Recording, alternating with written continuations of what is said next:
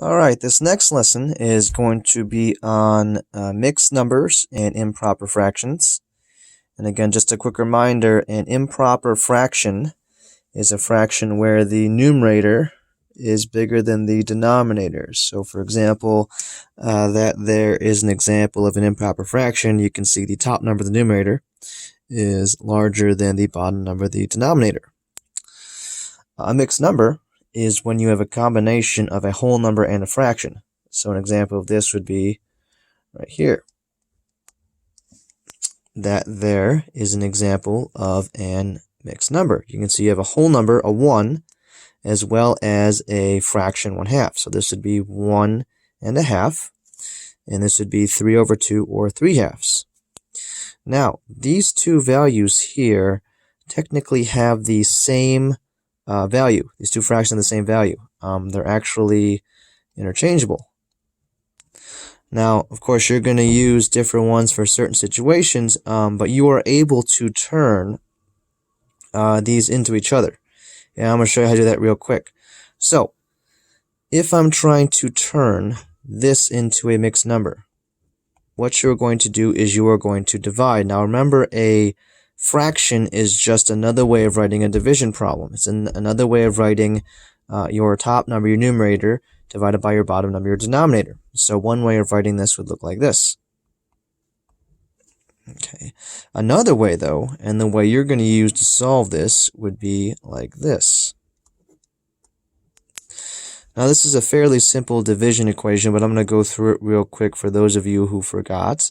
So we're looking at how many times 2 can go into the value of 3 without going over it. So if you're going to count by 2s, you go 2, 4, 6, 8. And you want to get as close to 3 as you can without going past it. Now in this case, it only happens to be once, because if I count by 2s, if I go 2, then that's as close as I can get to 3 with going past it, because the next number would be a 4. So that's my first step, is to actually divide. Now I'm going to multiply these two values. The 2, which is what I have, and the 1, which is what I just came up with. 2 times 1 is going to give me 2. I'm going to subtract that.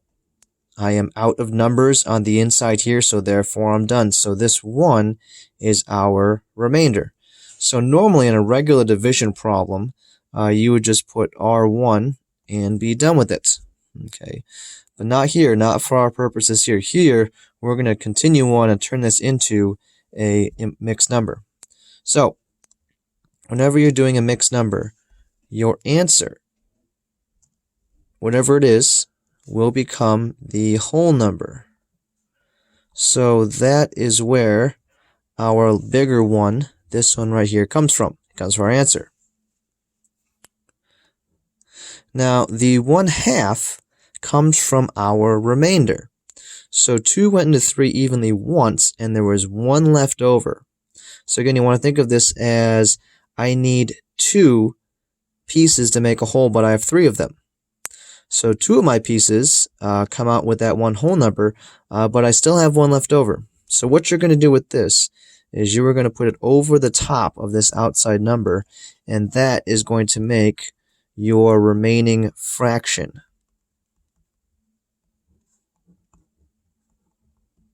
And pardon the sloppy handwriting, but that's where this guy comes from.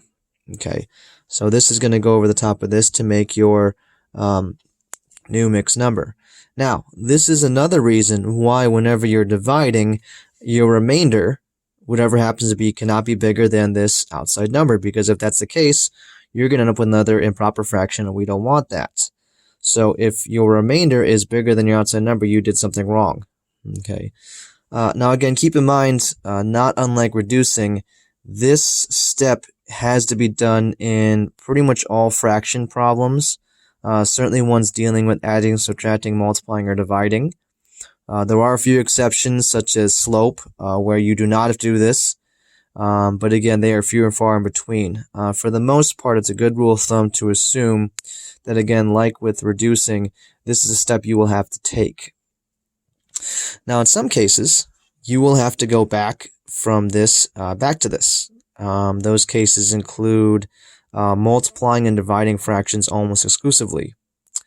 So what we're going to do is, since we're going back in the other direction, we are going to do the opposite of what we did here. So here, we divided, and then we subtracted. All right. So what we're going to do here is we are going to multiply, and then we're going to add. So what you're going to do is you're going to take your number. I'm going to draw it a little bit bigger here so you can see. And you're going to multiply your denominator by your whole number. So in this case, 1 times 2 is equal to 2. And then you're going to take that answer and you are going to add it to your top number. So again, we're doing reverse of what we did here. Here we divide and subtracted. Here we're going to multiply, and then we're going to add. So again, 2 times 1 is 2, and then 2 plus 1 gives us our answer of 3. So that's how we go from the 1 1/2 to 3 over 2. So as you can see, these two values can be turned into one another, and therefore they are both equal. If we were to write these out in a decimal, you might see it as 1.5. Okay. If you were to see this as a percentage, this is equivalent to 150%. Now, I'm not going to get too crazy into that. I'm just showing you, again, those are examples of other ways to write this value. But technically speaking, all 4 of these are the same thing. Again, just written in different forms. So again, if you have any questions, feel free to comment, or either in the YouTube comments or in the stream of the Google Classroom. Also, feel free to email, message, or call me with any questions. Hopefully this was pretty straightforward and pretty simple for you guys. And I will see you next time.